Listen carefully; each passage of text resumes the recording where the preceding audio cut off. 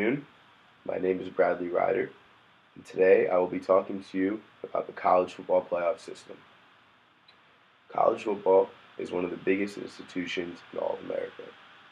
It is arguably the most successful and watched college sport in the entire world, with the exception of maybe college basketball.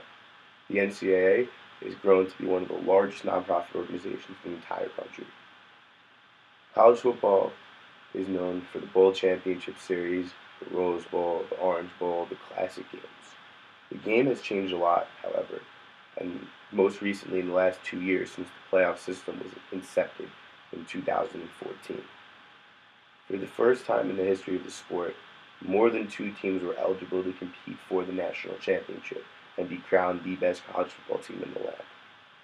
Today, I want to talk to you a little bit about how that system was put into place and why I think it is considered, or should be considered, one of the greatest successes in sports experiment history. First, I would like to give you a brief history of college football. College football started in 1869 in the state of New Jersey when Rutgers and Princeton faced off in the first ever game. Since then, the sport has grown on the basis that students go to the university and receive a free education, and in return, they play the sport they love to play for the university at the highest level possible. This principle started the idea and grew the sport to a historic level. Conferences were formed to join different schools and based on their geographic location. The idea of the conferences used to be what dictated who was good and who wasn't. Different conferences were ranked higher than other conferences, such as the Southeastern Conference, the Big Ten Conference, the Big 12 Conference, etc. These power conferences were what ruled the sport and ultimately flourished it into what it is today as a big revenue machine. Because those conferences were considered power conferences, that is traditionally where the better players have flown to get the best competition they could play. When more talented players were entering the system in the 90s, the NCAA decided that there needed to be a new system put in place to properly organize which teams were better than others and who would ultimately get the opportunity to compete for the national championship. Their idea became known as the BCS, or the Bowl Championship Series. This simple yet intricate idea stemmed on the system that an ultimate ranking would be determined by taking the traditional rankings, the USA Today poll and the AP poll, and combining them equally with the 6 different independent computer analyzing metrics. The combination of these 3 factors would then produce the BCS ranking, which ultimately at the end of the year would determine who competed for the national championship or one of the other prestigious bowl games in the nation. This sounds like a very simple system. There are many different benefits to it as well. The idea of a bowl system, which was established a long time ago, but the idea of having BCS bowls and elevating the Rose Bowl and the Fiesta Bowl and the Orange Bowl to a higher level of standard increased revenue and ultimately increased the sponsorship requirements for the NCAA. This provided a lot of money. In addition, because there were so many other bowls and more teams were being deemed bowl eligible, more money was flowing through the entire NCAA. The problem with the system is very simple, however. How do you determine who is the best team if you're not using a playoff system? In other words, how is a computer and a couple special people supposed to determine who the 2 best teams are? Well, we'll get back to that. First, I would like to talk a little bit more about this whole idea of the power conferences, because that's what dictates and ultimately makes the move to the playoff system very interesting. The 5 major power conferences, as I said before, are the Southeastern Conference, the Atlantic Coast Conference, the Big Ten, the Big 12, and the Pac-12. In addition, Notre Dame is considered its own independent function because of the school's enormous revenue and following. These power conferences are what drive the sport and drive the popularity of the sport. It's where the largest amount of alumni are and the most successful people are. In my first visual, I would like to show you the revenue split between the 5 power conferences compared to those of the out of non-5 power conferences. The blue indicates the power conferences, while the orange indicates the non-power conferences.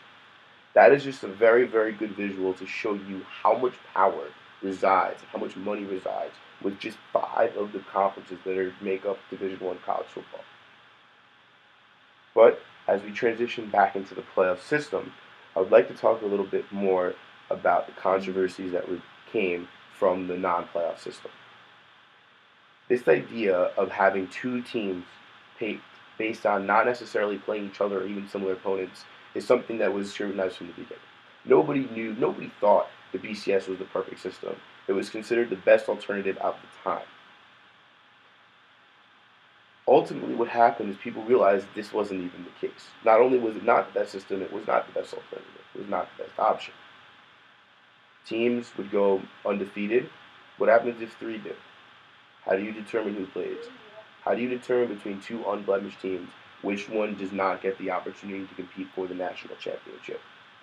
That being the simplest and most profound problem. How does analysts and a computer have the audacity and arrogance to say you cannot compete when you do not lose a game? What about if there's a non-power conference team who goes undefeated, and there are 2 SEC teams who have 1 loss, and a Big Ten team who have 1 loss? Well, they're power conference. They're where the revenue's coming from. They really do have better players. They play better competition, and all in all, they're probably a better team. But they didn't lose a game. So how do you determine? These ultimately became too much of a burden for the Bowl Championship Series committee to keep on their own. They needed to figure out a solution that would satisfy everyone. The fans who wanted to see as much high competitive football as possible, the players who wanted to be on the field and play at a high level but also stay safe, and the owners and the schools, universities, who realistically want to have the level of competition and want to keep their players safe, but all in all, they want to make as much money as possible. Task force and committees of the most powerful people within the sport were set up to determine what is the right solution for everybody. The biggest driver behind the task force and committees being set up was the 2012 controversy. Florida State was already in the national championship, but to play them was either Alabama or Oklahoma State, both of which had 1 loss. Many consider Oklahoma State the better team, but Alabama got the nod and got to play. That right there, with power conferences, was what did it. It took a power conference being snubbed, Oklahoma State, Big 12, took them being snubbed to drive this change. So as these committees get together, they decided to do a 4-team playoff system. Now, the 4-team playoff system is really the perfect solution, and I'll tell you why.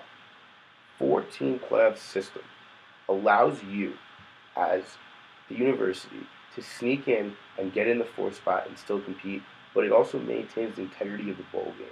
There are many bowl games to be played. They also made the wise decision of having the semifinal games, the initial 1, 4, and 2, 3 in each bracket, rotate as the BCS bowl games work. So the Rose Bowl, the Orange Bowl would rotate and get those particular games, rising the level of prestige. Now, I'm going to show you a pro-con list that talks about the pros and the cons of having a playoff system. As you can see, the number one thing is the postseason playoff leading up to national championship would replace the subjectivity of human and computer polls with the objective measure of winning or losing a game. It's a very fancy way of saying win or go home. Now, I've talked to you about the system and I've explained why it was necessary. Let's talk about what happened. This past year we witnessed the first ever playoff in college football history. Florida State, the defending national champion. Oregon, big Pac-12 powerhouse with the best player and the Heisman winner, Marcus Mariota. Alabama, with the best head coach and traditionally the best team in college football with many national championships in the past and recent history. And Ohio State, with their quarterback going down, the number 2 quarterback going down, going into the playoffs, had a chance with Urban Meyer to win their first national championship in a while and bring one home to the Big Ten. So Alabama and Ohio State essentially become guinea pigs for the system. They were the first 2 teams that would not have made it to have the opportunity to win. Guess what? Ohio State won. Ohio State went out and proved you do not need to have a number 1 or 2 regular season to finish and win the national championship. Now, I'm not saying 16 teams need to be in a playoff system to make it work. 4 is enough for now. 8 could work in the future. but the playoff system is an absolutely crucial piece of college football history that was necessary to advance the sport to the level that we see today. Thank you. I hope you enjoyed my presentation.